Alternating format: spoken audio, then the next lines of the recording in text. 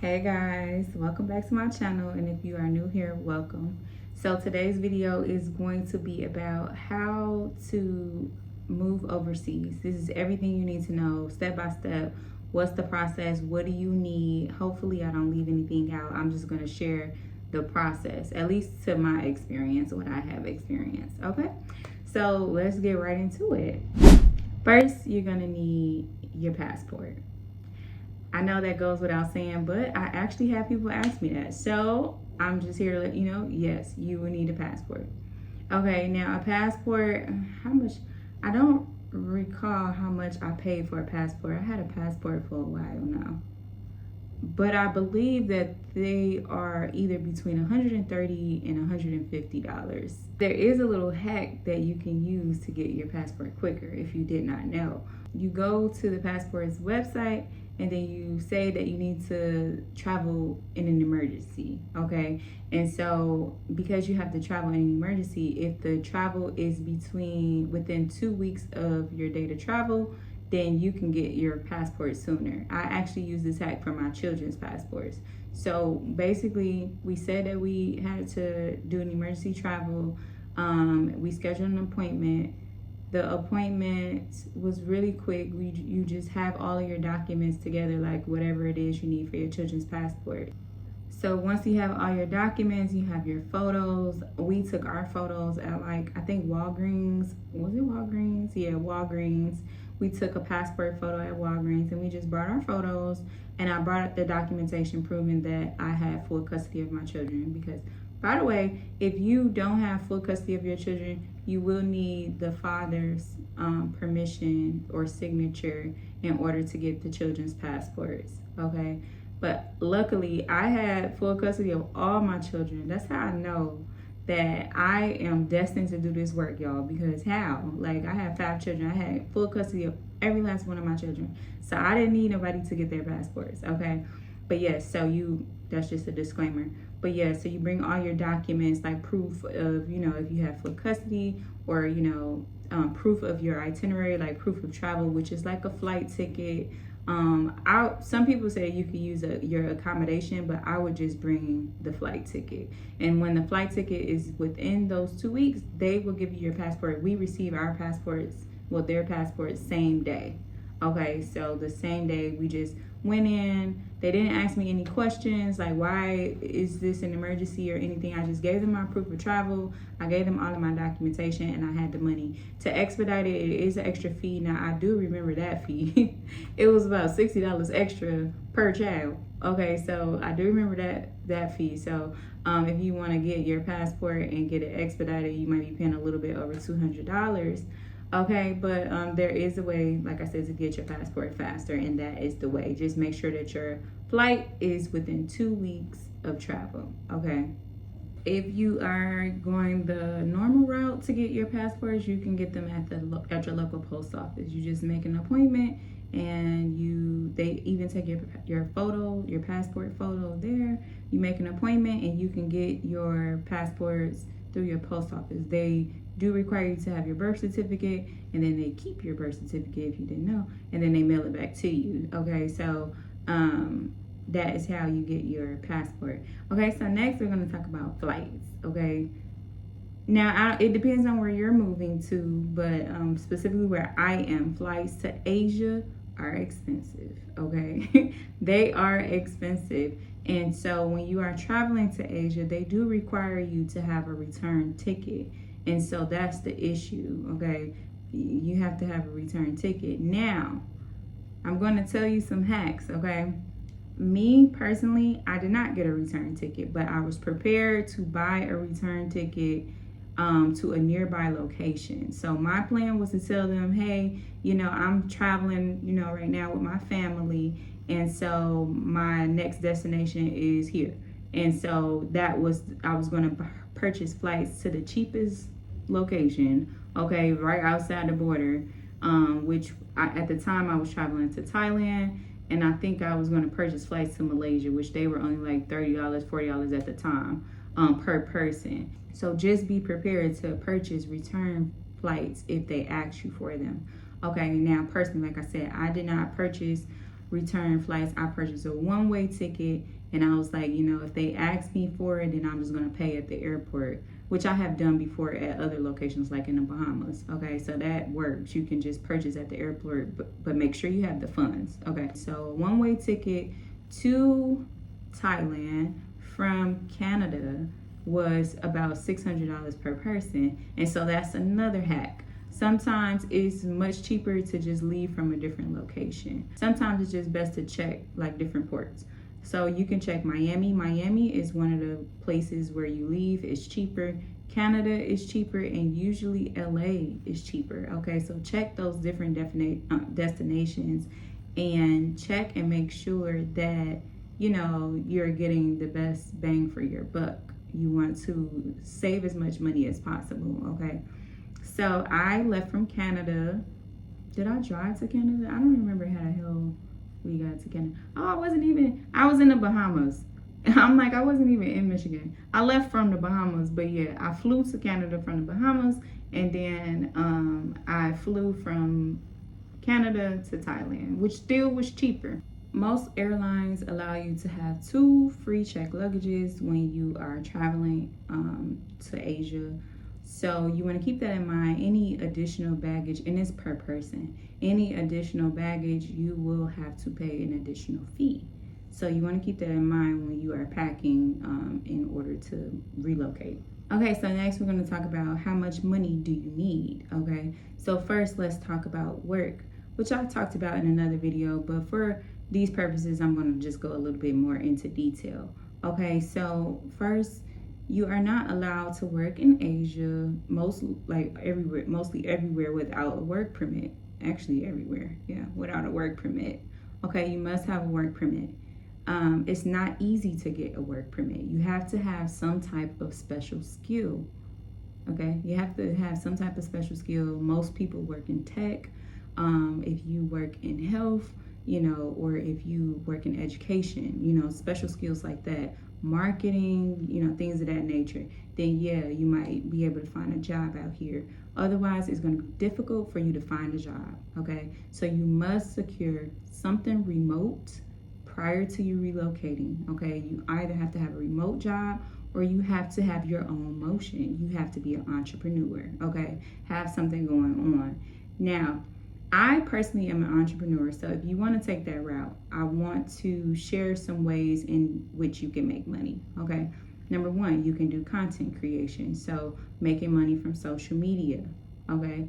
Number 2, you can sell digital products, okay?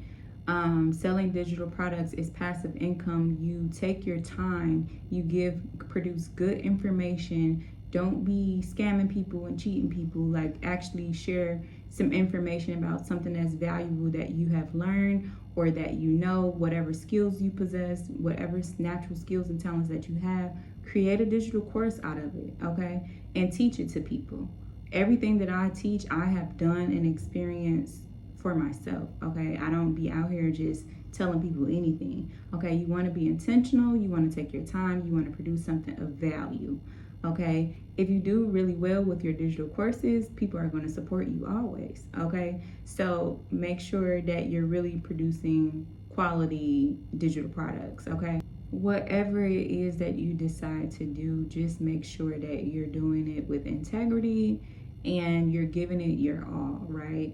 Okay, so be an entrepreneur. If you be an entrepreneur, you're gonna have to really put your heart and soul into it. Like, you can't really half step, because as I stated before, being an entrepreneur is hard, it has its ups and downs. Okay, so one minute you might have like some motion, and then the next minute you won't. Okay, so when you do have motion, you need to be reinvesting into yourself. Okay, so I mean, this is a topic that can go on and on and on. So if you need help with like starting a business or anything of that nature, then I suggest that you go and seek help. I ain't the one to do it. It's like, no. But no, I've been doing entrepreneurship for a while now, and all I can say is you gotta really get busy. Okay, you gotta really give it your all. Okay, but other than that, if you are not an entrepreneur and you don't have any special skills or talents, then I suggest finding those special skills and talents. You need to find yourself. When you know thyself, so many opportunities open up for you. So you need to try new things. You need to figure out what your natural skills and talents are, and you need to get moving, okay? So that you can liberate yourself. Other than that, you need a job. Point blank period. You're gonna need a job, okay? So you're gonna have to secure something remotely, or you're going to have some type of degree, some type of special skill. Other than that, that's what it is. Now, let's talk about what else you need for income. Okay, so like expenses. Let's talk about that. Okay, how much should you save? How much do you need to relocate altogether? Okay, so let's talk about rent first. Rent, you literally, and I'm not making this up, can find a very, very nice place for about $500 a month. Okay, you really can. Like a 2-bedroom for like $500, $550 per month. Okay, and so if you just wanted to get here and pay your rent for a year, then you would need about $6,600 for the whole year if your rent was like $550, let's say. For food, I spend about $100 per week, so you would need about $400 per month, and this is with you not budgeting. Like, you know, this is you just eating good, okay? You would need about $400 per month. I spend about $100 per week on groceries. Now, you definitely can spend way less than that. It just depends on lifestyle. I really don't like even touching on this because it literally depends on lifestyle, okay? But however, if you are a person that's just eating good, okay, you would spend at least about $400 per month on groceries, okay? Electricity is about $100 per month, okay? And this is just if you are not using your energy efficiently, right? Okay, so like I've seen people with bills that is like $50 per month, $80 per month. My bill is about $100 per month. I have a lot of children. They always on that video game. We just do the most, you know? So at the most, your bill should be about $100 unless there's something going on where, you know, it's super hot and you always have your aircon on, you never turn your aircon off.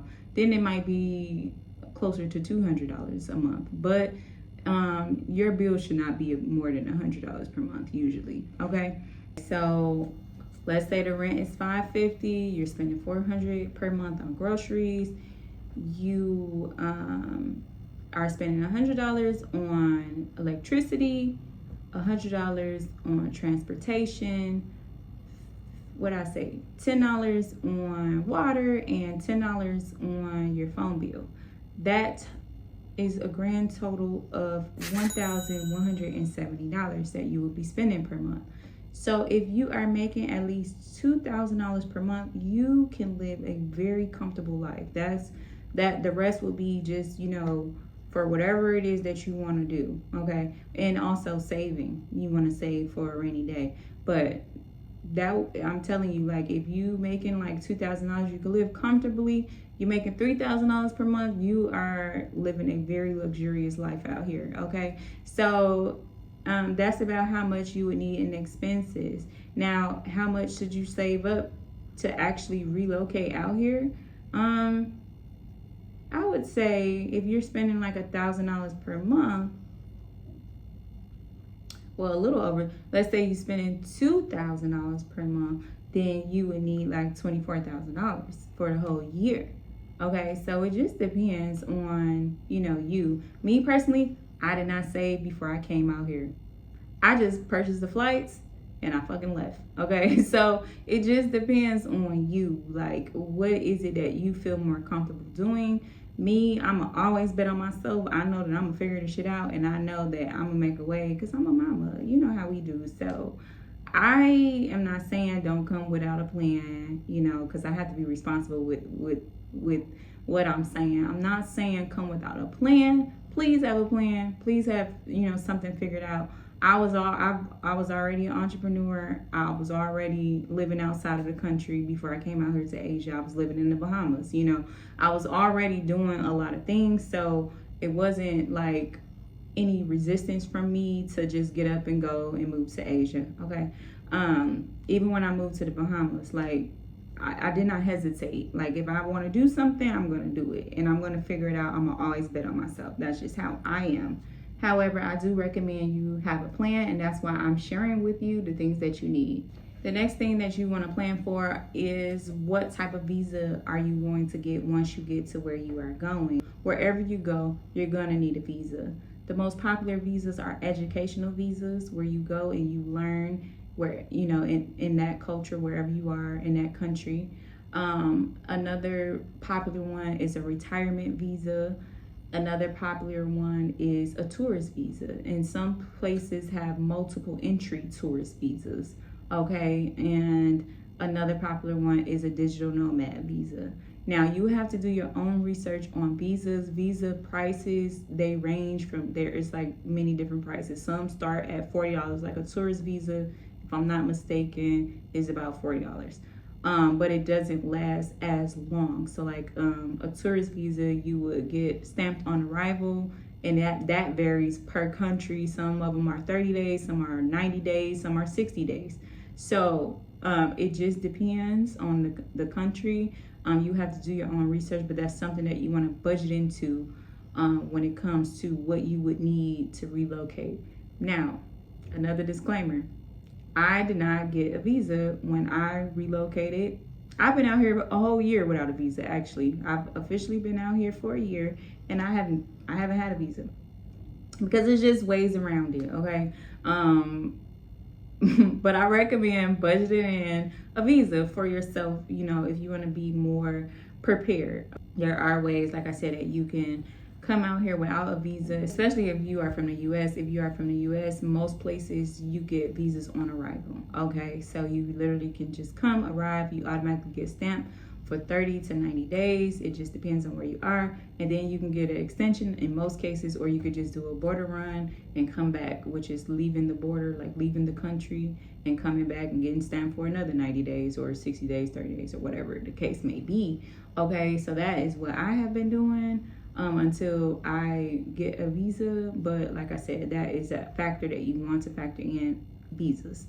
Now, like I said, depending on where you go, you have to do your own research. I'm just telling you what you need. You will need eventually a visa because that's only gonna last for so long. Next thing I want to talk about is SIM cards. Okay, so you will need to get a SIM card or a working phone, you know, if you are relocating overseas.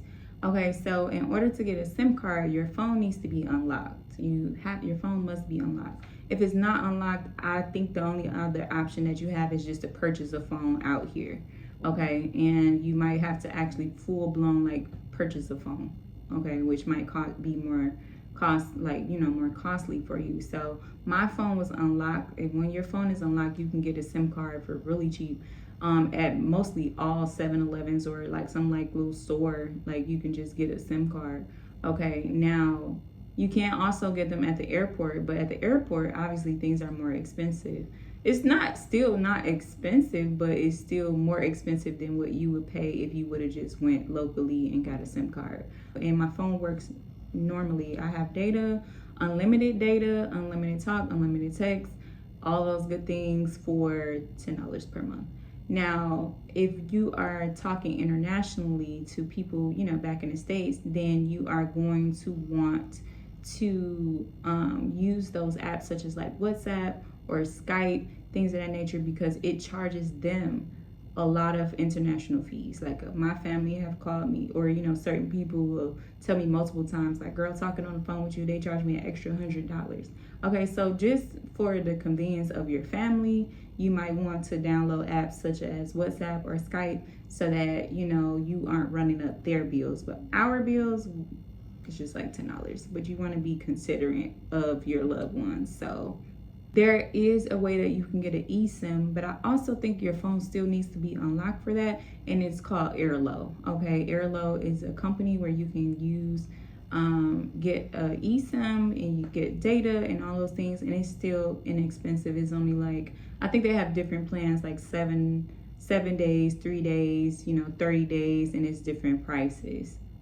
Another thing that you would need is a travel adapter. Okay, so some countries that you go to, their sockets are different, and you would get here and you won't be able to charge your phone or use your phone. So you would need something like this. It's a travel adapter, and it has all of the different adapter pieces. So you literally can just push that and it'll pop out whichever socket it is that you need to use. So it literally just, it has the USBs in case you just need. Okay, so this is something that you would need. You can get these at the airport or you can get them at the stores. I got mine at the store, but if you know, like you're at the airport, your phone is dying, then you're just gonna have to pay those couple of extra dollars to get it while you're at the airport. Another thing like people want to know is like when you are at the airport, should you get cash, you know, because some places you need cash.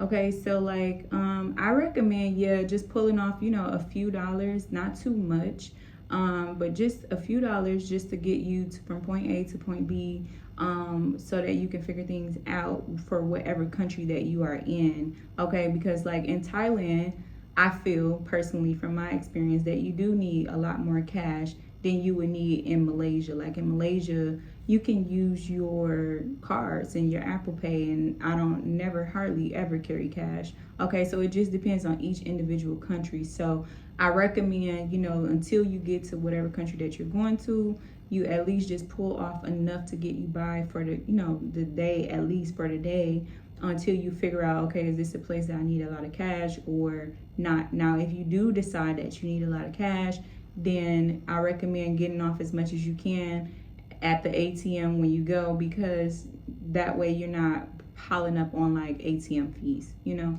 or whatever. So, but yeah, I think that just depends on which country that you are in, because some countries accept US money. Like I think Mexico, was that?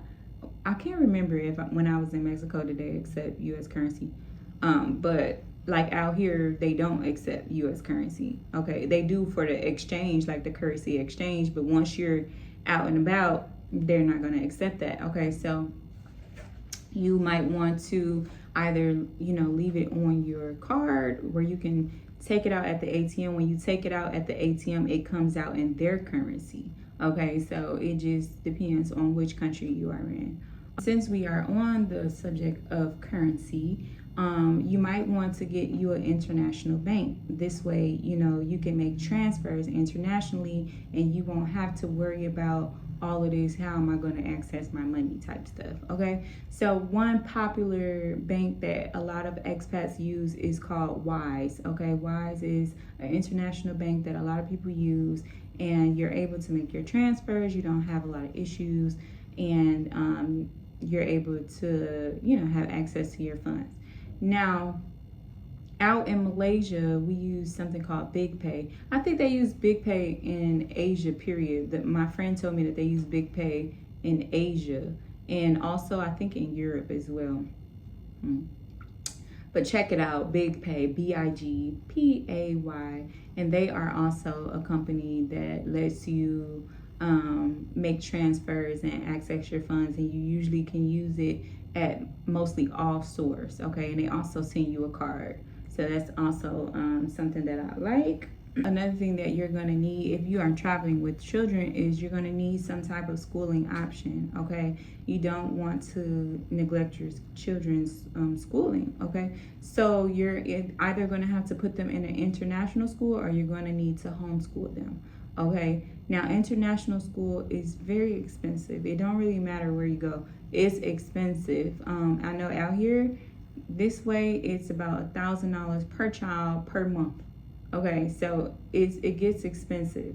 Okay, I travel often like a nomad, and so I've made the decision to homeschool my children. Well, now it's more so the pricing, because I'm not moving around as much as I was, and now it's more so that shit too expensive for me right now.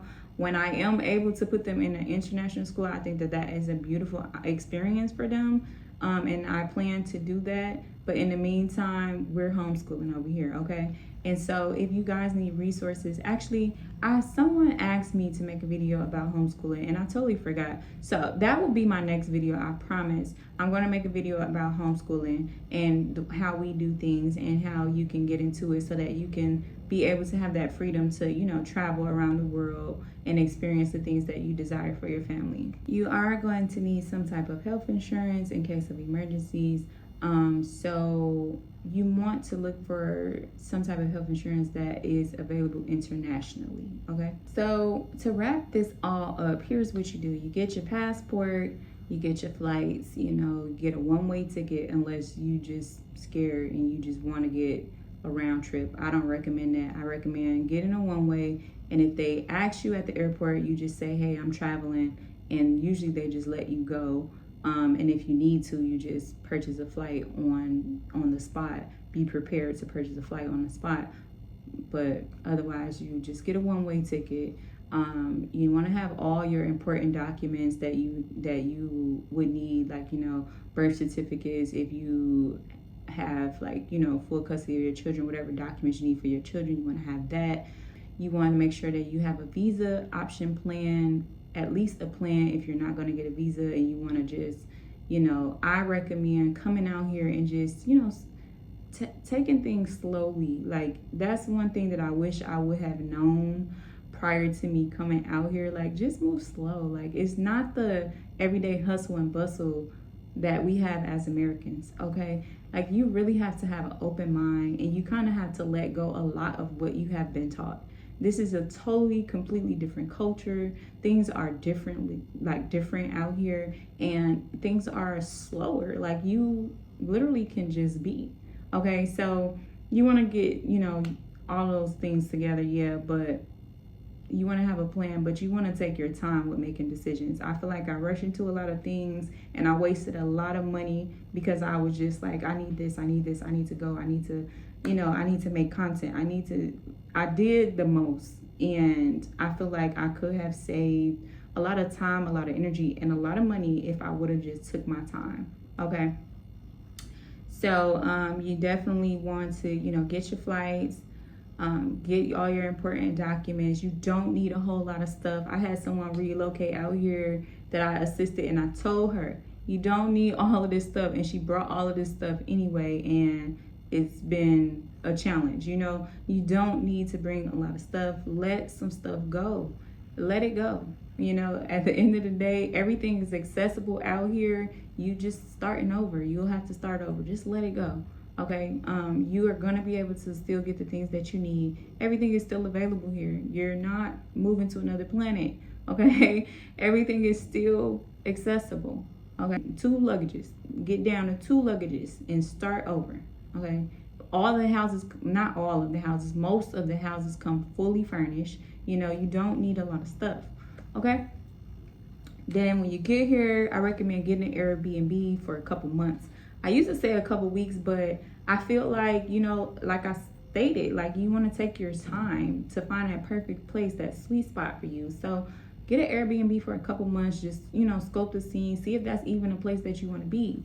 I started off in Thailand and I ended up in Malaysia. I spent a lot of money in Thailand and I ended up leaving. You know what I'm saying? So take your time. Get an Airbnb for a few months. Airbnb is a little bit more expensive, but it's still cheaper than what it would be in the States. You can find places for like $20 a day, $30 a day. However, you know, you want to take your time. Like I said, you can save a lot of money, a lot of energy if you just allow yourself to be. You know what I'm saying? Like, trust your intuition, allow spirit to guide you, and just relax. Like, you don't have to be on the go all the time. Like, oh, I need to go do this, I need to go do that. Like, you live here now. You know, respect the culture, try to learn about the culture, and try to let go of, like I said, any expectations and things that you are used to, because it's different here. Like, one thing out here is they don't use dryers that much. You know, you can find dryers at the laundromat, but in your home you might just have a washer, and then you have to hang your clothes to dry. Now, they do have some units that have washers in a dryer in one, But if not, it's okay. Hang up your clothes. Like, this is how they do things out here. You have to be adaptable. You have to learn how to flow, and you have to keep an open mind. If not, this might not be the best thing for you to do. You know, you have to be open. Okay, so I hope that this helps. I hope you were able to put some numbers on some things. I hope that this will help you to plan a little bit accordingly to where it is that you're trying to go. As always, thank you guys for supporting me. The more you support me, the more I support you by giving you as much information that I can. Simple ways that you can support me is by liking, commenting, subscribing to my channel, sharing these videos. And then if you would like to provide me any additional support, because I am, giving you a lot of tea, then I have a link in my description box where you can leave those types of donations. As always, thank you for watching my video, and I'll see you guys next time.